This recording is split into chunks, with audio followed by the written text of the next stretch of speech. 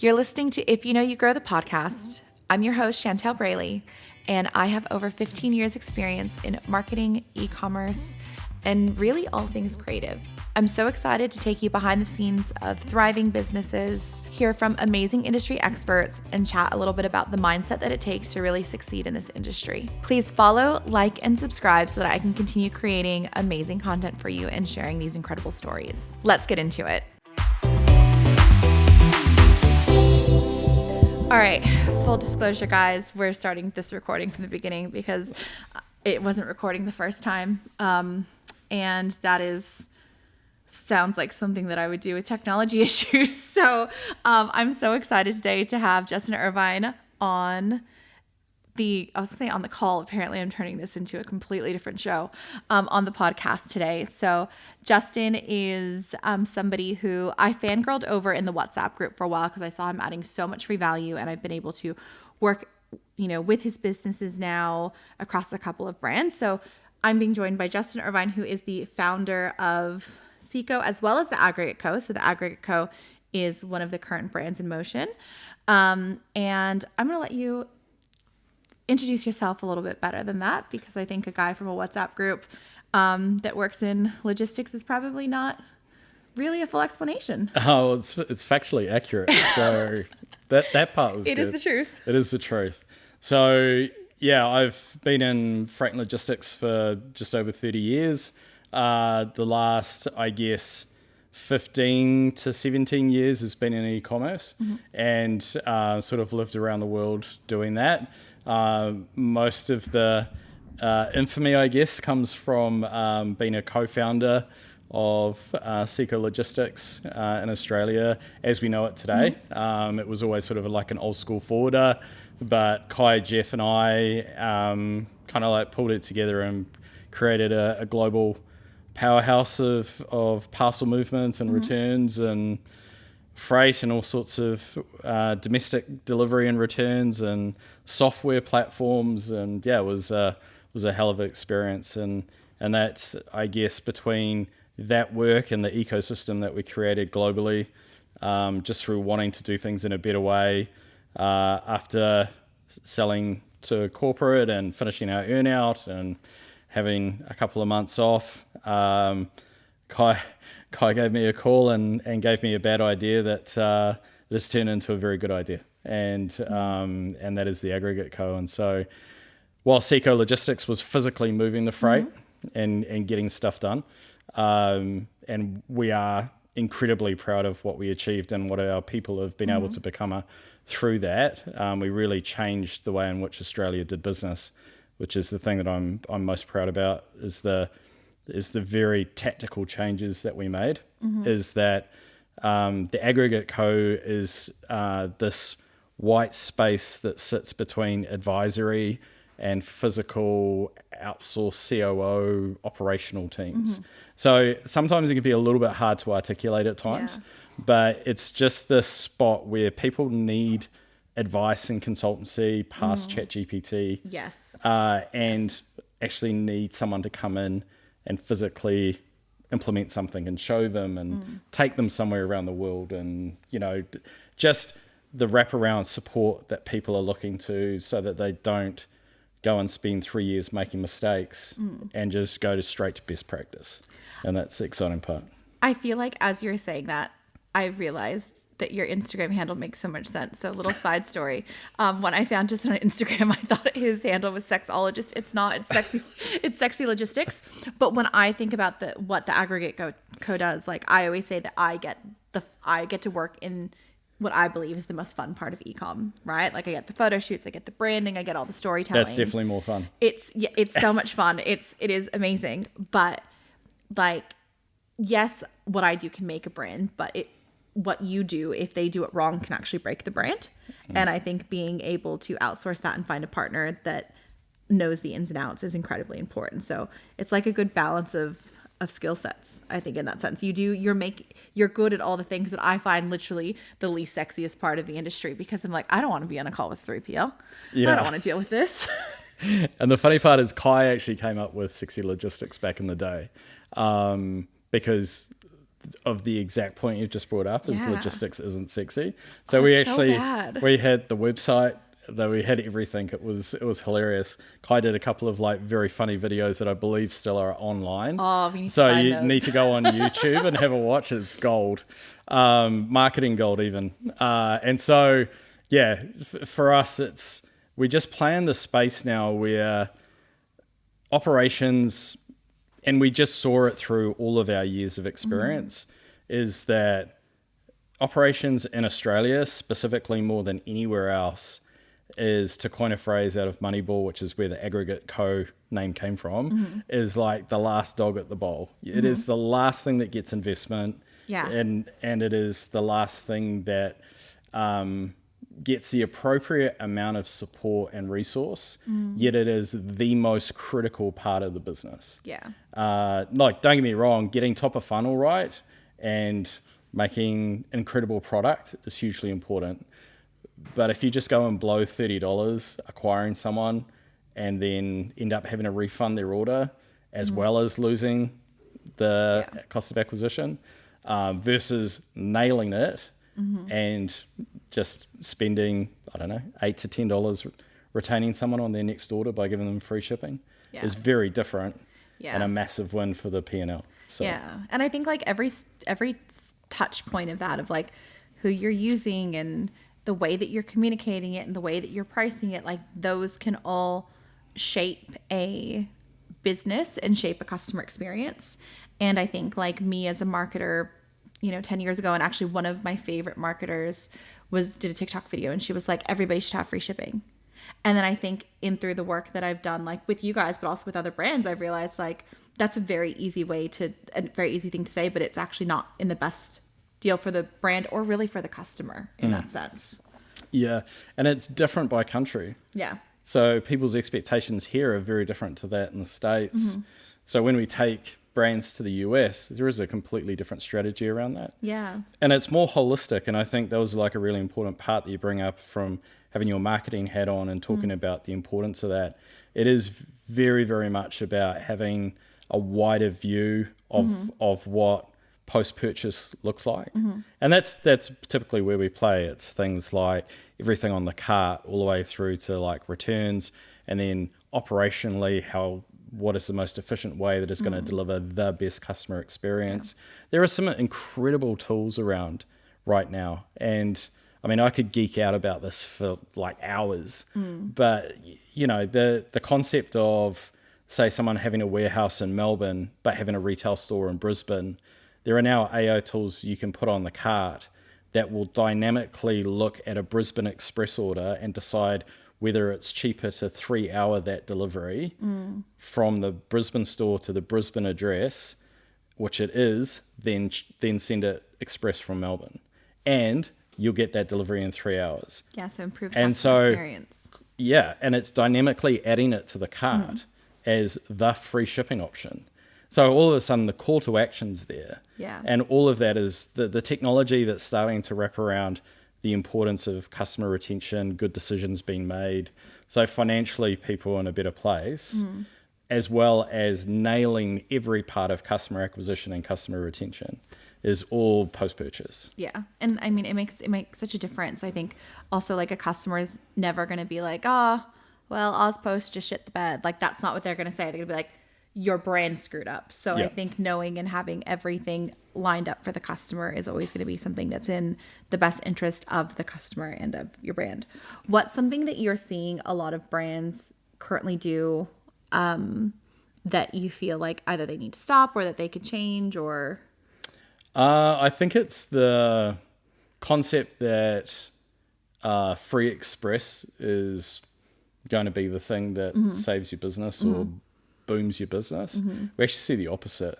So often by having a free standard and then charging for express and having it as what it's there to do, which is increase AOV through better service or give it away to customers that are returning.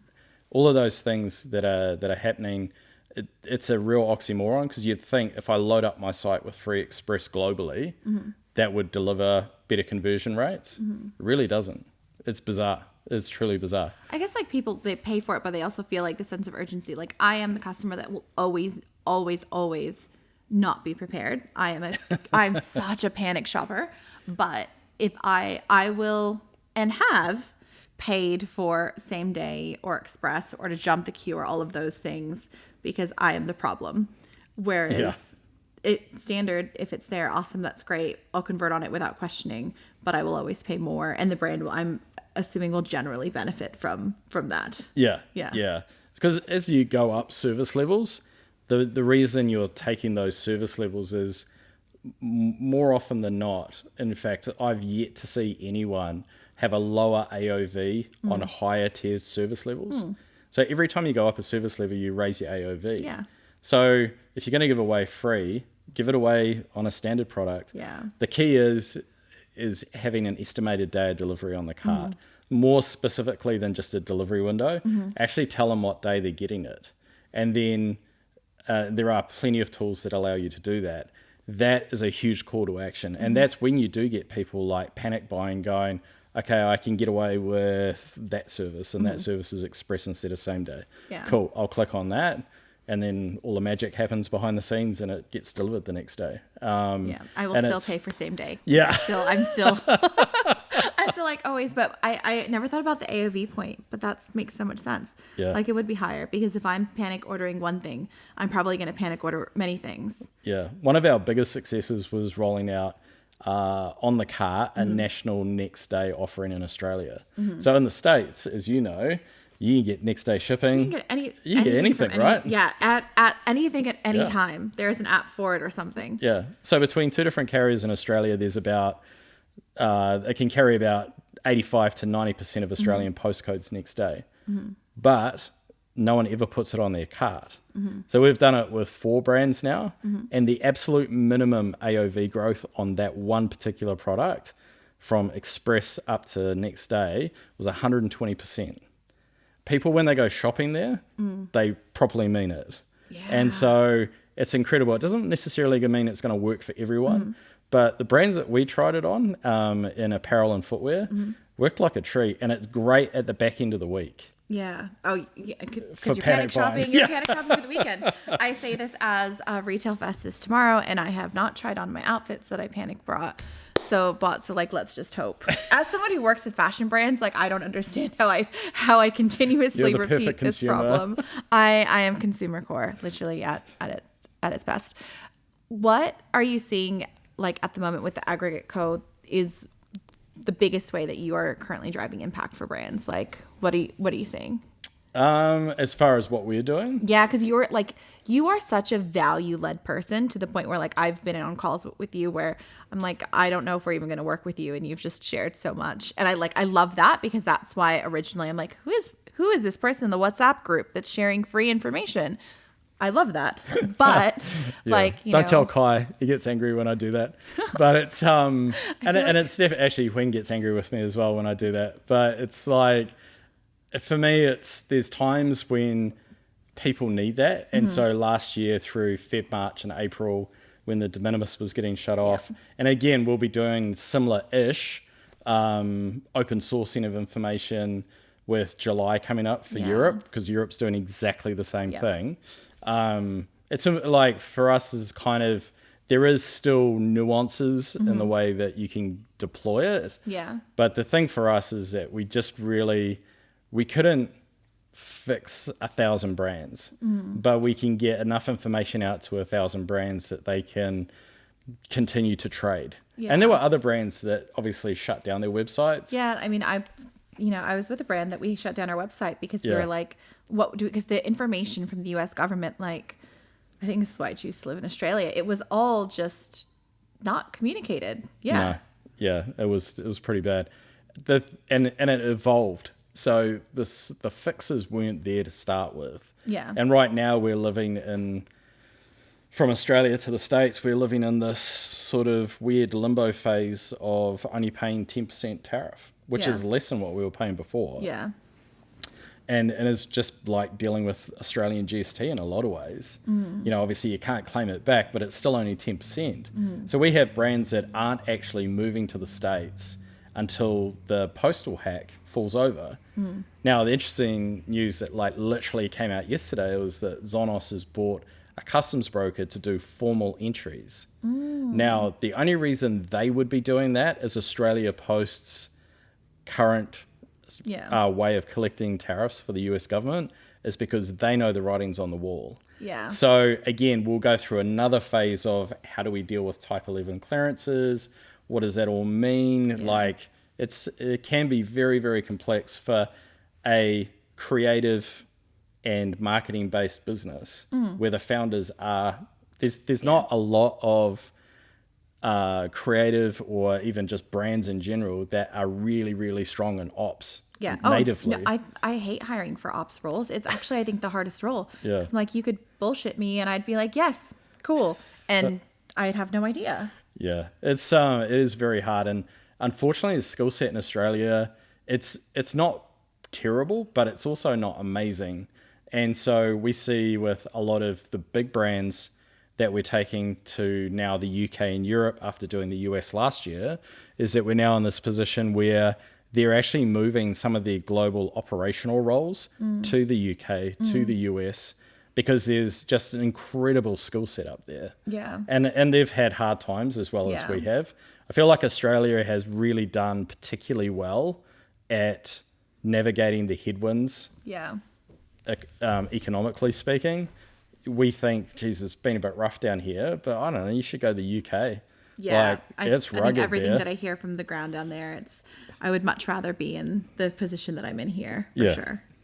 Yeah, when it comes to, I guess, for anybody who's listening about like de minimis and like why all this matters, like basically when the tariffs came out last year, like no one really knew what was happening and it was really scary, and to the point where we're like, our parcel's going to go through, or are we going to get hit with a huge bill we couldn't afford? And when one of the brands I was working with, when we were navigating this, my experience was, well, when we open up a 3PL, we're probably going to have to get boots on the ground for operations because that's going to be really tough. And that is an expensive role. And it was with the company that I was at that, set up in the US, we expanded into operations very quickly, but it was very expensive to do so. And there was a long time where it was not worth it to be there before it was eventually worth it. So when I found the Aggregate Co, I was like, oh, you can do all of these things. Yeah. And I think it's actually a bit of a misconception in the industry that the only way of dealing with it is going up there and taking a massive punt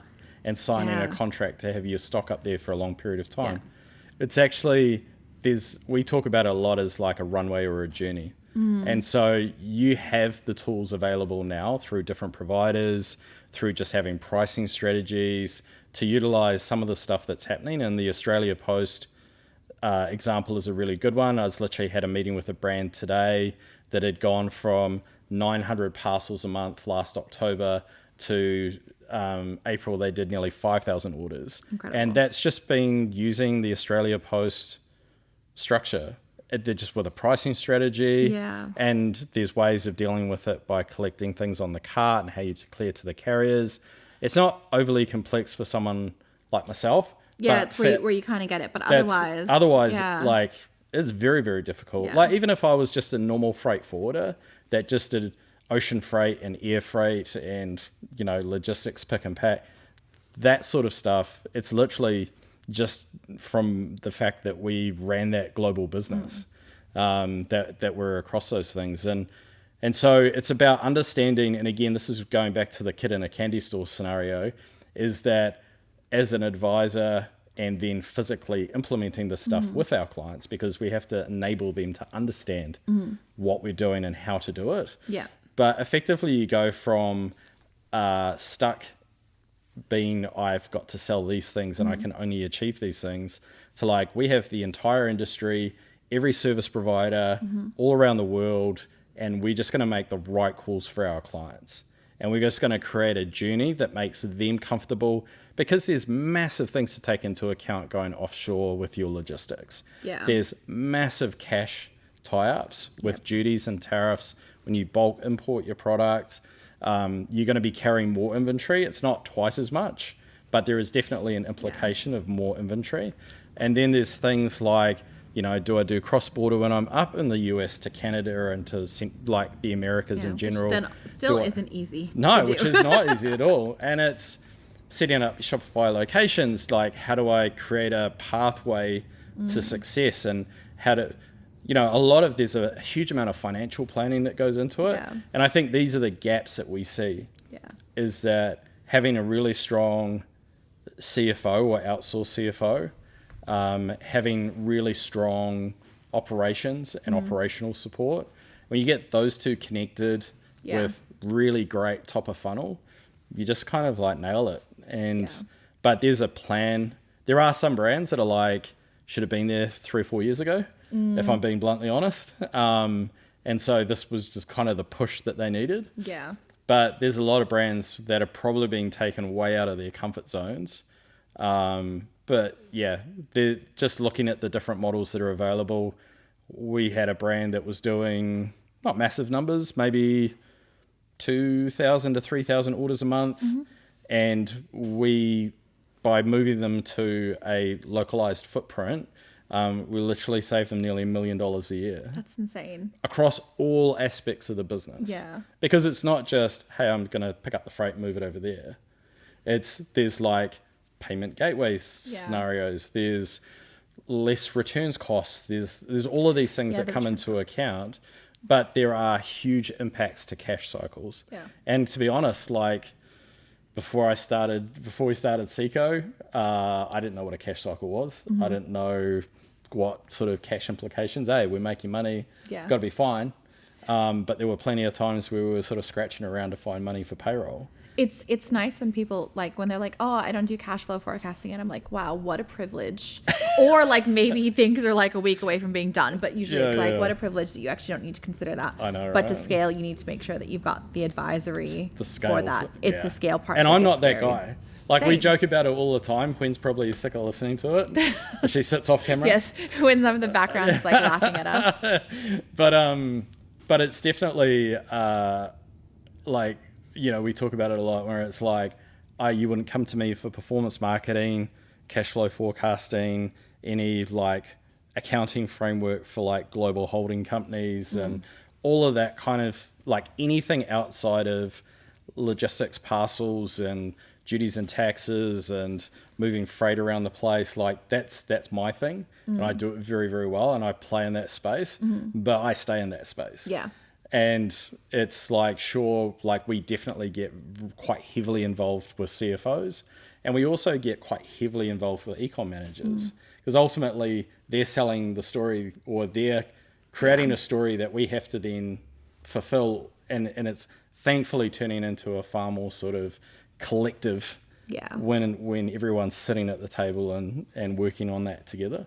I love the collective conversations, though, and I think we've been on calls before where like maybe we don't see something in the exact way, but like I like being told that someone sees something differently than me, because then I need to figure out whether or not I have the data and conviction to say, hey, what about this? And at some point, someone will be like, all right, well, this is the path that we're going to take. But I think it's good to have people that don't see always eye to eye on things. Like, I love that with CFOs. Like, I love when a CFO will challenge me, because especially I love doing pretty things, right? Yeah, I was going to say, because ops and sales and marketing and finance, typically my comment on that is you guys should never agree. No, it should always, it should not in a be bad different. way, Yeah. but like, there should be some level of back and forth. Yeah. I think even from an op side, like marketing, like I want to make as much money as physically possible for the customer, for the brand. But what most marketers will forget is like, what is then the repercussions that are going to happen down the line, and how are you working with your operations team to make sure that you don't fuck everything else up from that point? Because I've definitely seen that, where the warehouse team is like, oh, so you didn't tell us we were going to have a sale, so we didn't put additional people on. We didn't tell us post that we need pickups. Like, these are all things I learned early in my career, but like, you need to work together, but you're also not really going to see everything eye to eye. No. And that's okay. I think it actually creates a really healthy balance between the business. Yeah, it does. That was always the fun thing that I remember from Seco days, is that Kai was very much the voice of reason. Yeah. And then Jeff was the crazy sales, marketing, side of it, very, very left side, like out there kind of thing. And then I was somewhere in the middle, and then more leaning towards Jeff's side than Kai's side, unfortunately for Kai. But collectively, when we got everyone together, we landed in probably what was a good space. Yeah. But I don't think it's any different for whether you're a brand selling to consumers or a vendor selling to a retailer. You have to be customer first. Yeah. Like, 1,000%. be Your customer's customer the most first. important part of the business. Exactly. Like, if you're not in love with your customer, then like find. I've actually had Or to if you have. forget who your customer is. Yeah. That's massive. Yeah. I'll sit in rooms with people where they're projecting themselves to the customer, and I have to be like, dude, you're not the customer. Like you actually, like, if you weren't here getting the employee discount, I don't think you'd shop from the brand, and that's okay. So like, let's remove ourselves from how we personally feel and make it more about the customer. So as somebody who has bootstrapped 2 businesses, what is a piece of advice you wish you had, or tell me what you wish someone would have told you? Go and get someone else's cash to start up. No, Bootstrap has its own romantic place in business. There's businesses that I think require like cash investment, but after just burning what I'd like to think is only tens of thousands of dollars on missed grants like R&D grants, export grants, things like that, what it highlighted is having someone who's a shareholder or a director, or having an outsourced partner that is very, very good at structuring a business and making sure that you're not burning money in any kind of way. And I don't think we burnt like tons of money, but we definitely burnt a bit. And just missing that kind of stuff. Yeah. I feel like so many people So that boring, buy morning. but like, Yeah. and to be fair, like we started with an outsourced CFO at the Aggregate Co. We started with an advisory board. We pretty much dumped on the things that we knew there were people that we could bring in with strengths. Yeah. And we just had that sense check every month. Yeah. And we didn't miss.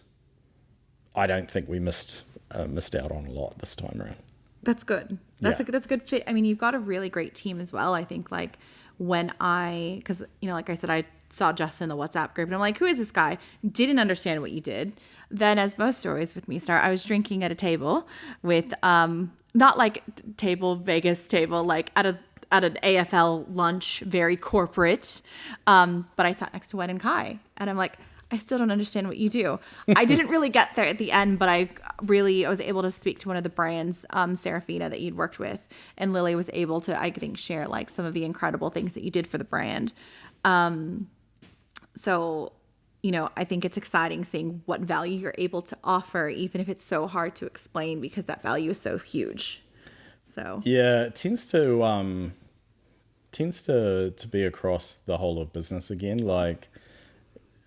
Because we've been at that level, and we have brands that have us in their board meetings every month and having that next sort of tier up conversation to like sense check things. Yeah, well, because it's basically almost like a fractional COO in that sense. In a lot of senses, yeah. It's just again playing in this weird sort of white space where there's advice and consultancy to be had, but there's also roll up sleeves and have staff and ourselves get out into the warehouse or take them to the States and get them to understand what it's like to be localized, and same again in the UK and Europe. So. Yeah. And I mean, localization in the States, that's something where like as an American, I see the benefits of it.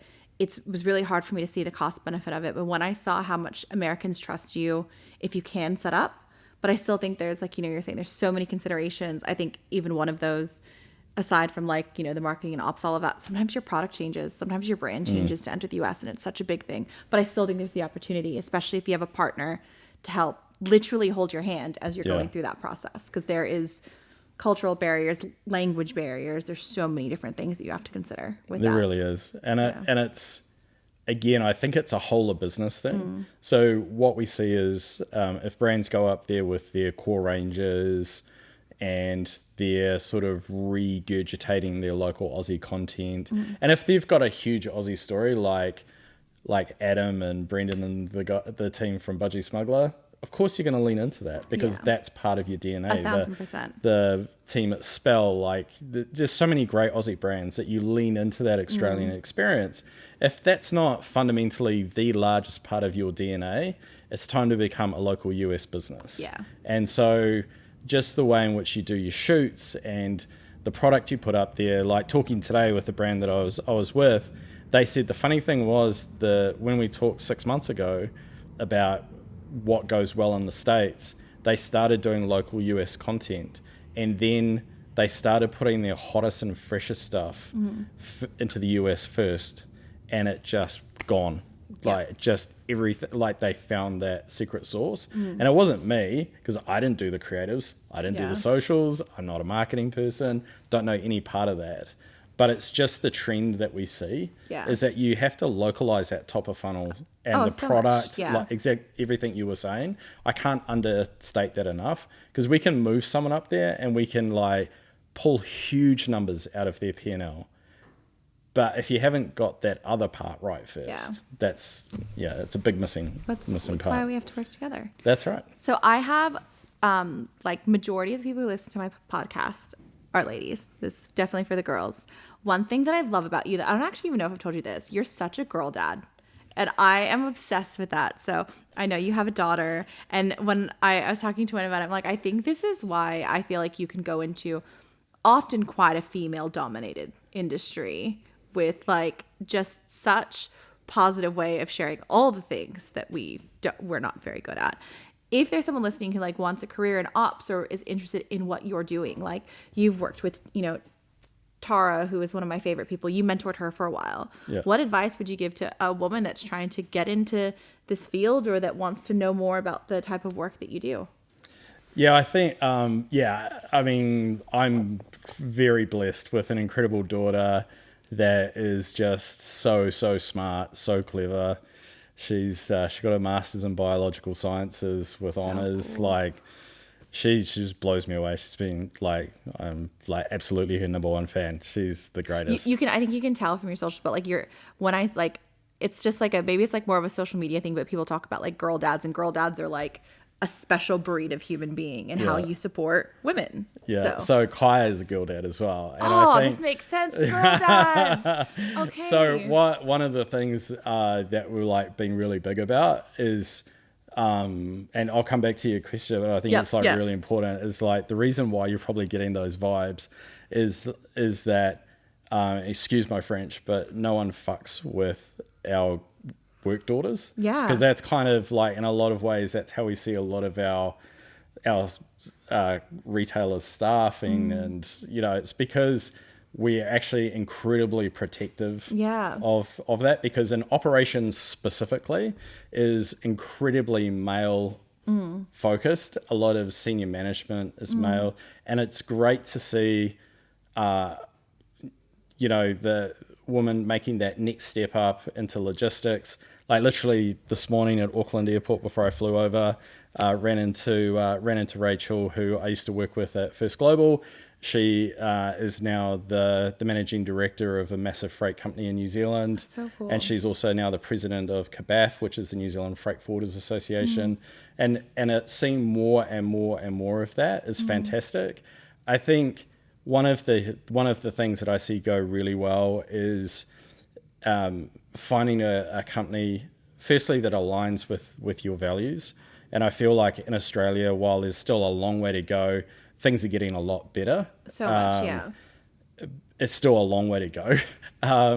It's not as bad as the UK or the States, but it is, is definitely getting there. I think getting involved in things like, say, for instance, Rachel leading CABAF, they now have awards for female young entrepreneurs and freight forwarders of the year and all this sort of thing. I feel like getting yourselves into your community and finding those mentors, and there are those mentors now, whereas 5 years ago we were lucky to find anyone. I've spoken about it really openly, but I know that my career was really, caught fire because of Philip Scarf, CEO of Pedal and Pup, who girl dad. Yeah. So I Philip think is like such a legend. uh, One of the I- greatest humans on earth. Such a great guy. literally one of the greatest humans. His granddaughter actually messaged me and was like, I really want to work in marketing. So she works on my team now.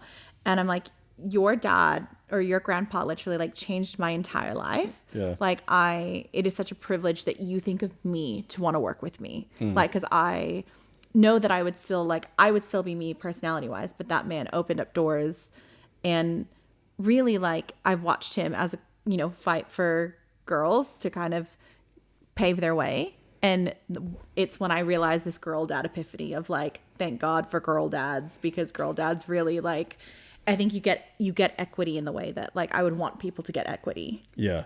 And inclusion. Well, I like with Pedal and Pup, just going back to how Philip has just allowed a number of different people out of that organization. And you look at the global ops lead now with Courtney is such an absolute weapon Courtney. and such one of the great human beings on the planet. She's so good. And, again, just coming out of that environment of being able to be allowed to succeed. Yeah. So the note on that, guys, is find Justin on LinkedIn and ask him to be your mentor if this is what you want to do.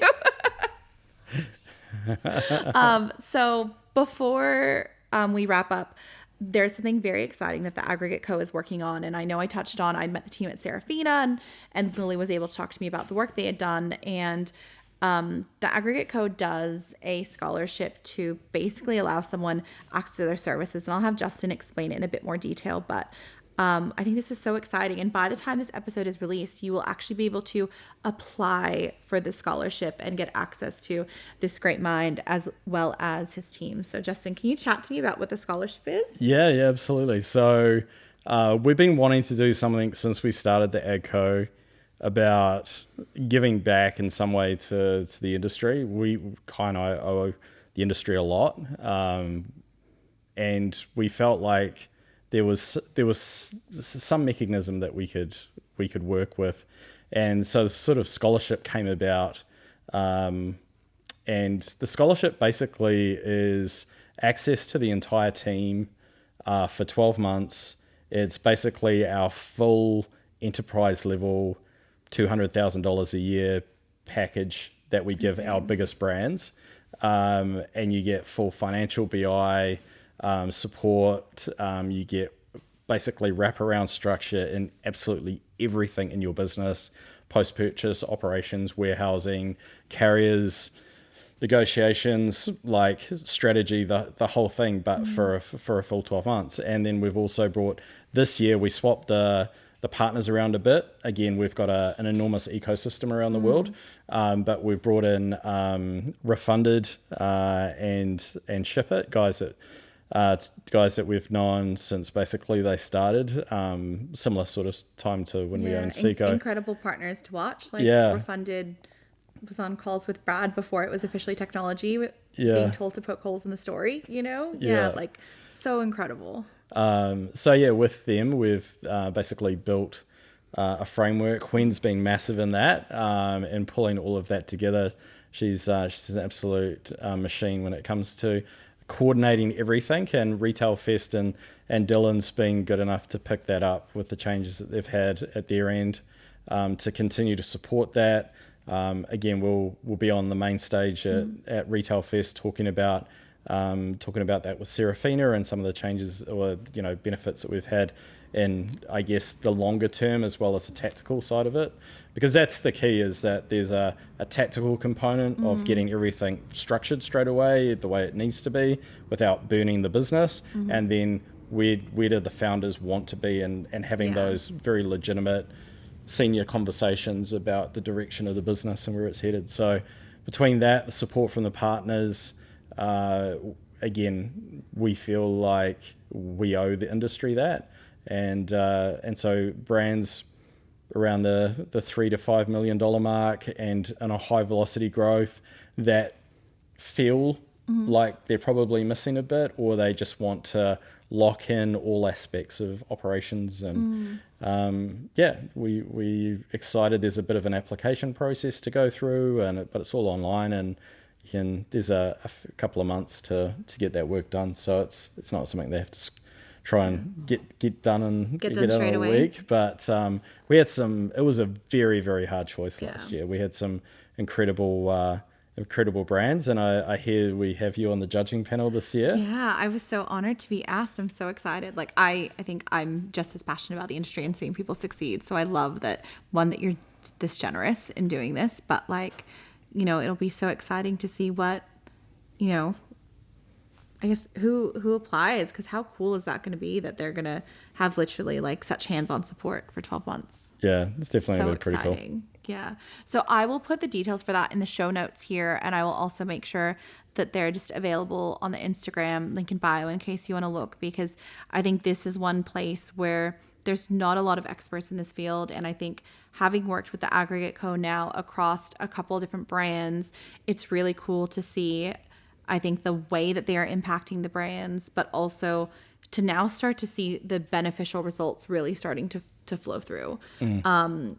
When I've definitely called you with some panics of like, we got to get this changed quickly, and your team's always figured it out. So I think that's so cool that this will be available to someone who is trying to grow, because global expansion and getting this portion right, I think, can make or break a business.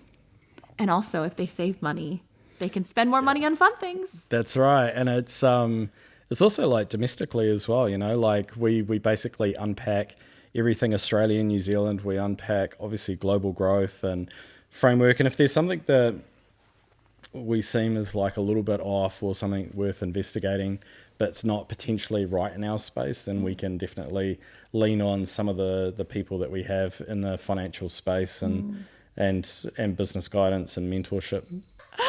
Oh, we've had so many. Plugged in. It's not plugged in because there's not that one doesn't have a cord. The good thing is I think we were actually at the end of the episode, so this is fine. Nat, we'll just put a little thing over. This is why, Nat, we love you, and you're normally here to help with production. Thanks, Nat. But it's a public holiday, and I'm so excited to share this with everybody. Justin, before we wrap up, is there anything that you would like to share with the people who are listening to the podcast? I think for me, it's about really understanding what and how and being best practice at whatever it is that you're doing in relation to the operational space. I mean, obviously, I will lean in towards that. I think, just from our background and stuff, but, passion comes from mastery, and mastery in this space is not as hard as you think it is. The thing, like everything in e-commerce, is that it's constantly evolving. Yeah. And so there are days where, and it happens a lot, where I'm like, where's that come from? Didn't know that was happening. Also, what's this thing over here? Yeah. So I think, for founders and for executives, and they know that there's a gap there, it's also important to invest in the team. So a lot of the work that we do is about taking everything out of our heads and getting it into the teams, mentoring and growing the teams. And there's a number of brands around Australia now where their operational teams are very much in the top 1% of all operators in Australia. And that's cool. Like that's a very cool part. So I think it's as we said at the start, it's like the last dog at the bowl. It's got to change, and Australian brands will be the better for it. But yeah, we're thoroughly enjoying looking at everything that is available for our retailers, and it's actually like being a retailer in a lot of ways, because we've got no restriction on who we can work with or where we put people or what we do or what the strategy looks like. So definitely tailored approach and travel for anybody. Travel, not only to do your content and to go on buying trips, which happens less these days than it used to, but definitely get out there and know what your market's doing by being on the ground. Yeah. Oh, I think because you get especially with social media, so even though it's a global tool, the algorithms are so specific to where you are, so you actually don't know what you're doing until you're on the ground in any of these places. Yep. And I think it can completely change the narrative. And I think like with working with different partners, you're only as strong as your partner network, because you can't be like, you said, well, it's actually not that, like, it's not that complicated or not that hard. But I could also say that with a lot of the things that I do, and most of what I do is actually really low risk. Like if I send it on digital advertising one day, I can pull it back the next day. And that's as simple as a couple of clicks. But I think in anything that you do, if someone goes in the wrong direction, you can't just wind it back the way I can wind something back. I can No, it's not that easy. Yeah, aside from creative production and like the planning that goes into that, there's not a single thing that I couldn't just decide to turn off if I didn't like it. Whereas like I think the planning and the cost and the, the agile sprints and all those things that you would have to do, very different world to the world that I think, I'm comfortable playing in. Yeah, it's definitely very different. Yeah, you undersell yourself with that, sir. I'll put links to Justin in the show notes, as well as the Aggregate Co and the scholarship. But Justin, thank you so much for chatting to us. I'm so sorry about all the technology flaws, but look, that actually comes as a part of my package, I think. No, it's all right. It would have been way worse if I was doing it. So you're all good. No, I really appreciate you having us on, and it's been a privilege, as it always is, to catch up. So yeah, looking forward to Retail Fest coming up and everything that goes along with that, and then probably a weekend of recovery afterwards. Like, we've got 4 days of being social, guys, but we're gonna go have some spicy margaritas because that's the truth. And I hope you enjoyed this episode.